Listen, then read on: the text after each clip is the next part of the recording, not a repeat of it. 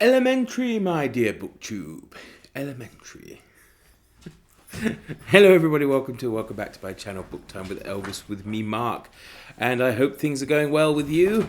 I hope the weather's better where you are. Here it's cold, snowy, dark, awfully unpleasant. But then, of course, it could always be worse, can't it? It can always be worse, and probably is worse somewhere anyway, isn't it? So there we have it. But anyway, enough chit-chat. I'm going to launch into a tag, the tag being an original tag that I've made for the launching, if you like, of next month's fantastic booktube event, that of Holmes is Where the Heart Is. A whole month of February dedicated to the reading of Sherlock Holmes novels, short stories, pastiches, parodies, and legacy works, or books that were inspired by Arthur Conan Doyle's legendary detective. So, I've got a few prompts for this. They're not related.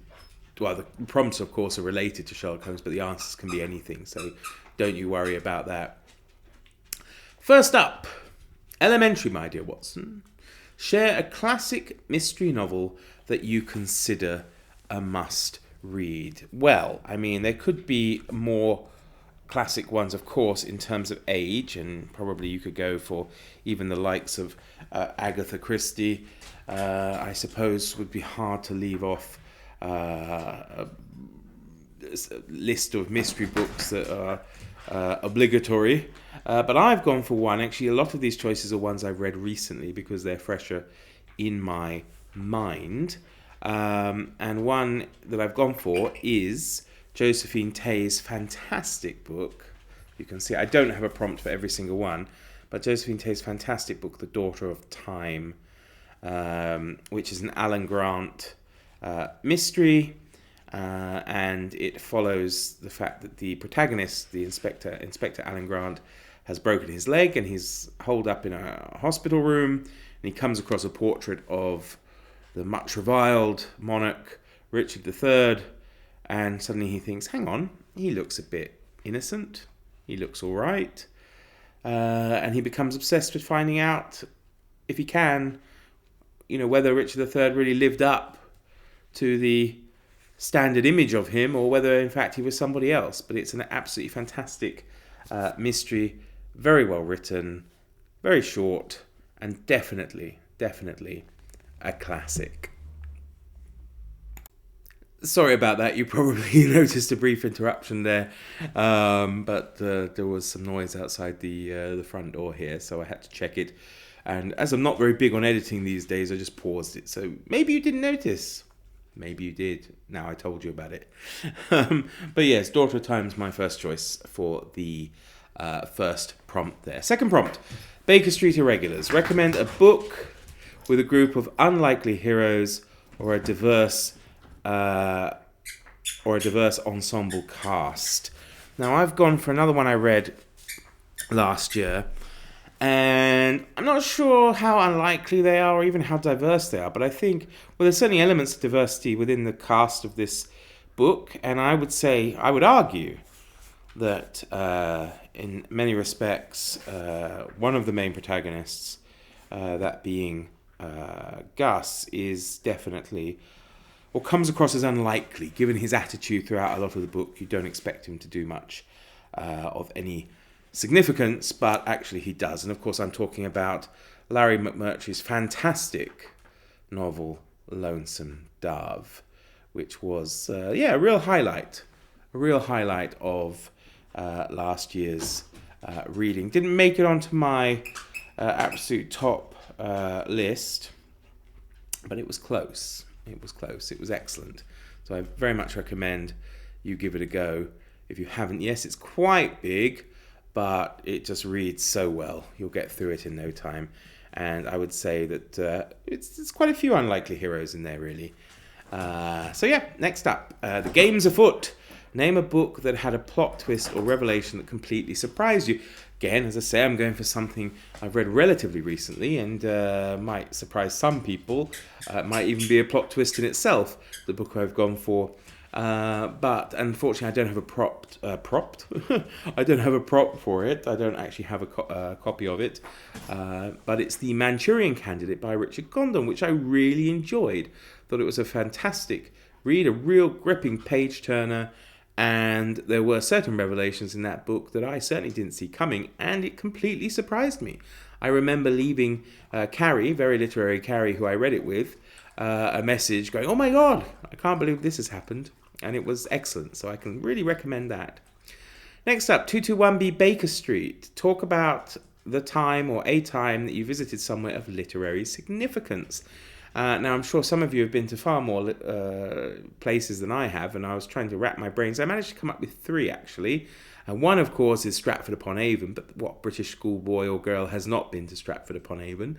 The other is, being famous, of course, as Shakespeare's birthplace. The other being actually Jane Austen's grave, which I visited several times in the Cathedral at Winchester, because it's near where I used to live. And, of course, the third one being Poets' Corner in London, in Westminster Abbey. Sorry, Elvis is looking like he's doing something he shouldn't be doing.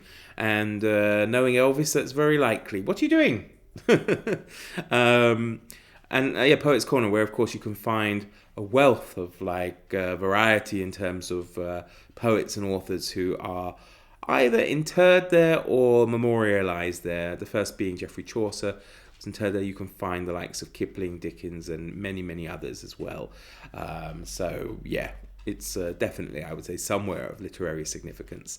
Next up, Moriarty's Master Plan. Discuss a book where the antagonist was exceptionally cunning and or memorable.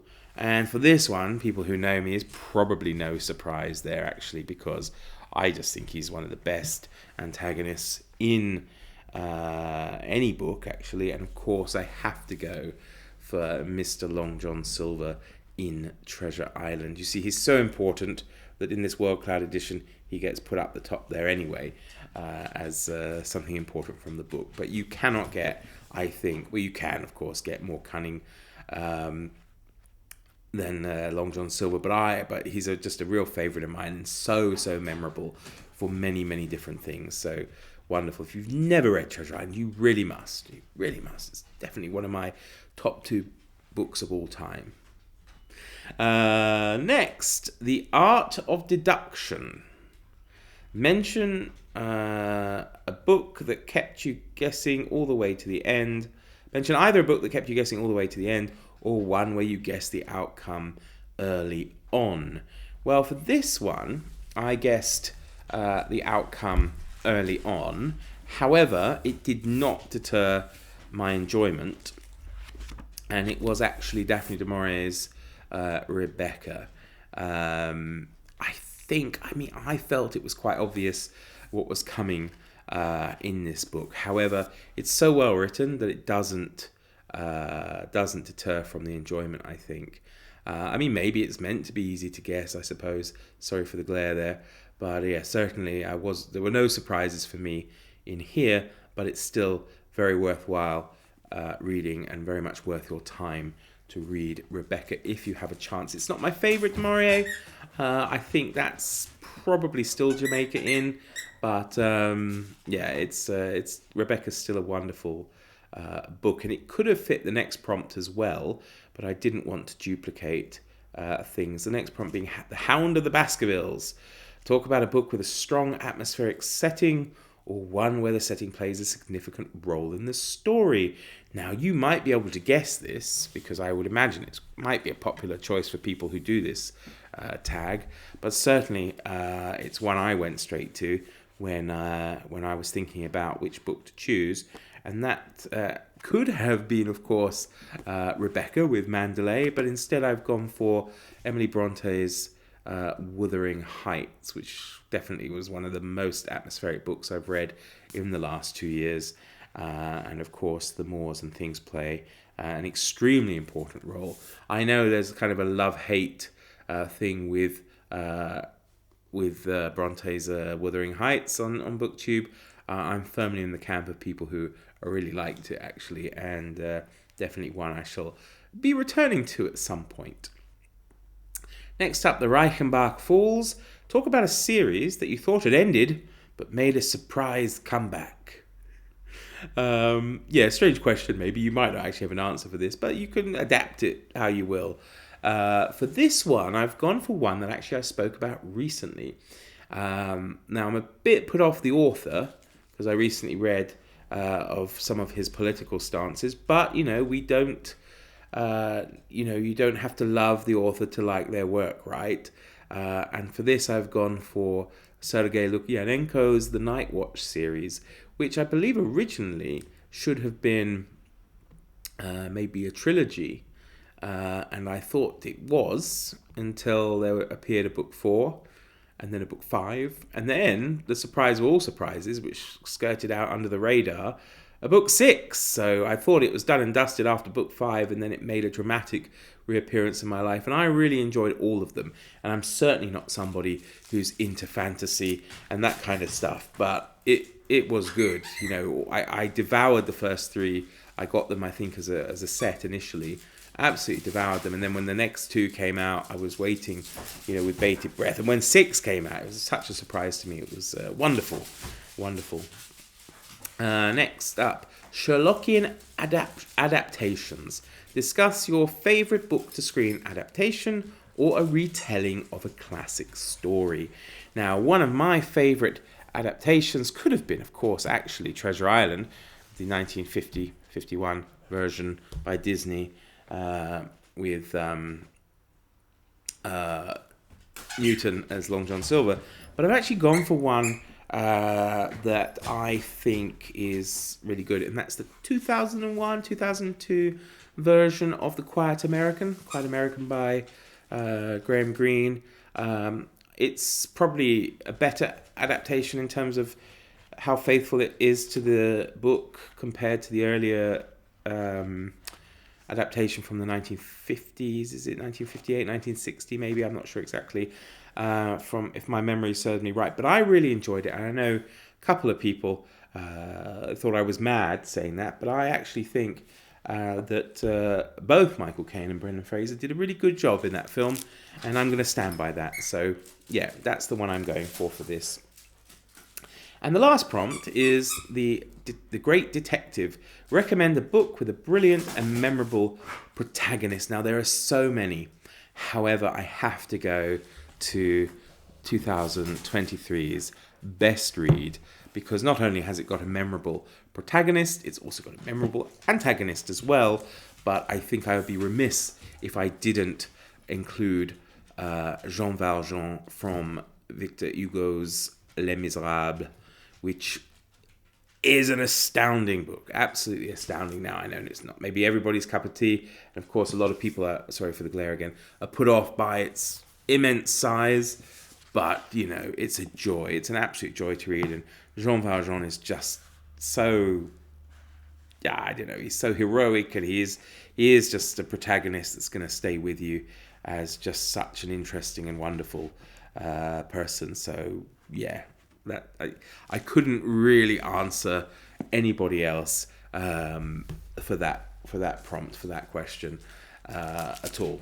It would have been probably a bit weird if I had gone for anybody else, especially from recent reads. There are a few maybe, but like all these things, you make your choices, and then afterwards sometimes you think, oh, I should have gone for so and so, or I should have gone for that. But at the end of the day, it doesn't matter, does it? Doesn't matter. It's all about having fun. And you too can have fun, because I'm going to tag some people. I'm going to tag Randy Ray from The Literate Texan. I'm going to tag Jim from Mystery and Mayhem, and Greg from Another Bibliophile Reads.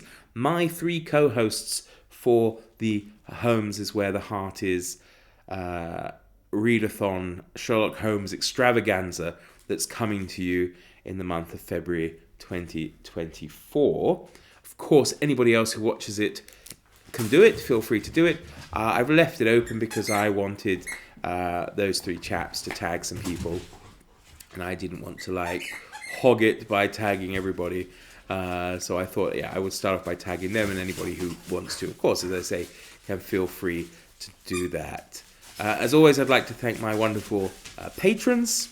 You can see flashing up on the screen behind me. I know it's not super readable on some of them. I need to adjust that. It depends on the lighting or time of day how washed out that is. But I have to thank you all, of course, for your support. As always, should you wish to join, you may do so. There will be a link down below. And also, at least from now till March, I'm going to end all my videos with inviting you, should you wish to join my school library book appeal. You can click the coffee link down below and make a donation to the purchase of English books and graphic novels and that kind of thing for wonderful school children here in the Czech Republic. Thank you ever so much for watching. Have a great day, and I shall see you soon. Bye.